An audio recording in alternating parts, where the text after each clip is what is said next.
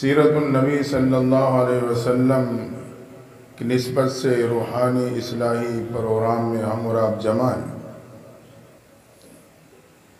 ہمارے محترم حضرت مولانا قاری عبداللطیف صاحب دام برکاتہم العالیہ، اللہ ان کی علم و عمل میں ہمت استقامت میں اور برکت عطا فرمائے۔ ان کی محبت بھری دعوت کے نتیجے میں آپ کی ملاقات کی سعادت حاصل ہو رہی ہے۔ دعا ہے اللہ تعالیٰ ہم سب کی حاضری کو قبول فرمائے۔ ہمارے حسینی صاحب ماشاءاللہ یہ تو خیر محبت کرتے ہی ہیں، اللہ انہیں جزائے خیر عطا فرمائے۔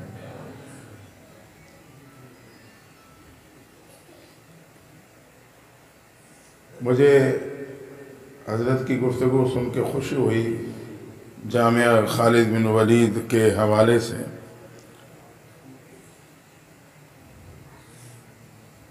کہ حضرت خود تو پردہ فرما گئے ہیں، لیکن ان کا فیض اسی طرح جاری اور ساری ہے، اور اللہ اسے تا قیام قیامت اسی طرح جاری رکھے۔ میں اسی پہ تھوڑی سی بات کا آغاز کروں گا۔ تو اللہ نے ہمیں اور آپ کو دو چیزیں عطا فرمائی، ایک صورت ہے اور ایک سیرت ہے۔ صورت ہر ایک چیز کی ظاہری شکل کا نام ہے۔ عمارت کی شکل ہے، دکان دفتر کی شکل ہے، میرے اور آپ کی شکل ہے،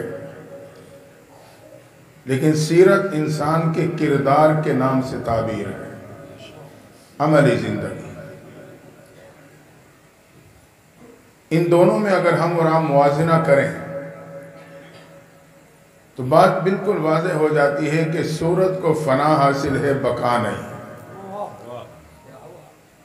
بیماری آتی ہے، رنگت مدھم پڑ جاتی ہے، مصائب اور پریشانیوں کا انسان شکار ہوتا ہے، حسن و جمال میں کمی آ جاتی ہے، ورنہ ایک دن موت آتی ہے، اس کے شکل و صورت کو دفنا کے چلی جاتی ہے۔ اور دوسری بات کہ ظاہری شکل و صورت یہ مصائب اور پریشانیوں کا ذریعہ ہے۔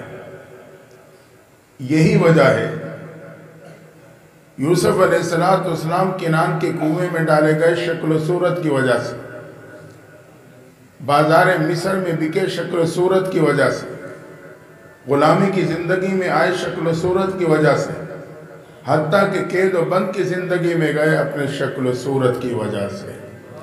تو معلوم ہوا ظاہری شکل و صورت جہاں اسے بقا نہیں، فنا حاصل ہے، وہاں وہ راحت و سکون نہیں بلکہ مصائب اور پریشانیوں کا ذریعہ ہے۔ جبکہ اس کے مقابلے میں اللہ نے انسان کو سیرت اور کردار کی دولت عطا کی۔ سیرت کو فنا نہیں، بقا حاصل ہے۔ یہی وجہ ہے آج ہمارے اور آپ میں سے کسی نے اپنے اکابر علماء دیوبند کی زیارت نہیں کی ہوگی، ان کی شکل و صورت کو نہیں دیکھا، لیکن اس کے باوجود وہ ہمارے اور آپ کے مجالس میں اپنے کردار کے بنیاد پہ زندہ ہیں۔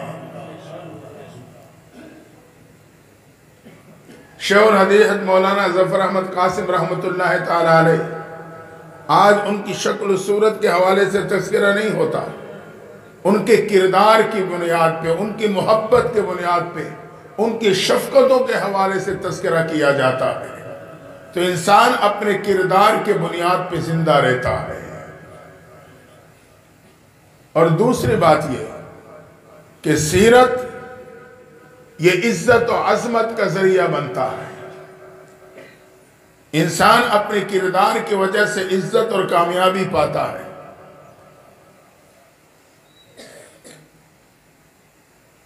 61 سالی کے بعد جب مصر میں غلہ تقسیم ہونے لگا،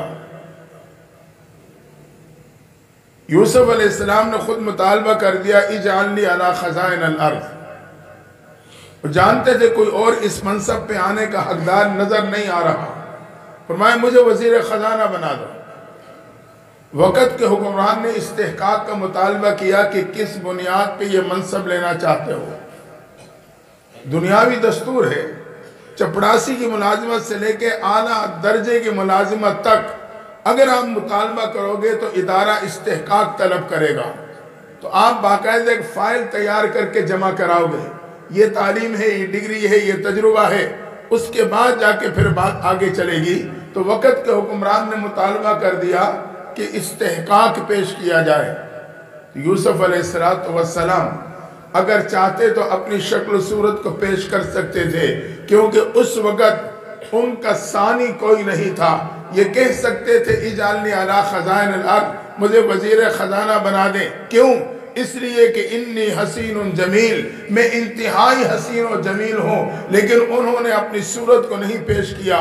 جانتے تھے مصائب و پریشانیوں کا ذریعہ ہے، آپ نے اپنی سیرت اور کردار کو پیش کرتے ہوئے کہا اجعلنی علی خزائن الارض، مجھے وزیر خزانہ بنا دیجئے۔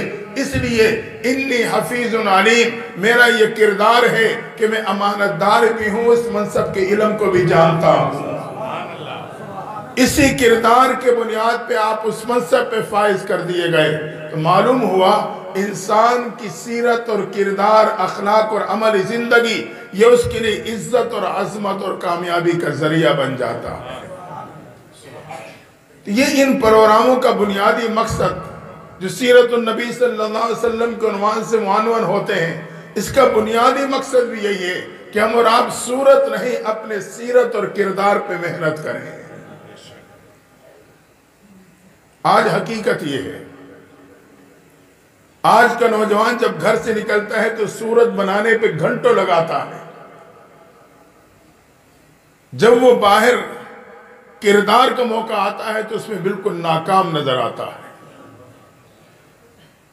حتیٰ کہ ریڑھی پہ فروٹ بیچنے والا بھی صورت پہ محنت کرتا ہے، فروٹ اس ترتیب سے لگائے گا کہ دیکھنے والا متوجہ ہو جائے گا، لیکن جب سیرت اور کردار کا موقع آئے گا ناپ تول میں کمی کرے گا۔ آپ شاپر بھر کے جب گھر لے کے جائیں گے تو دیکھ کے حیران ہو جائیں گے، یار میں نے وہاں دیکھا تو کچھ تھا، اس میں تو کچھ اور ہے۔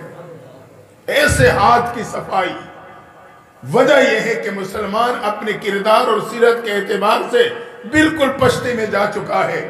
آج ہم صورت پہ محنت کر رہے ہیں، دکان دفتر کی صورت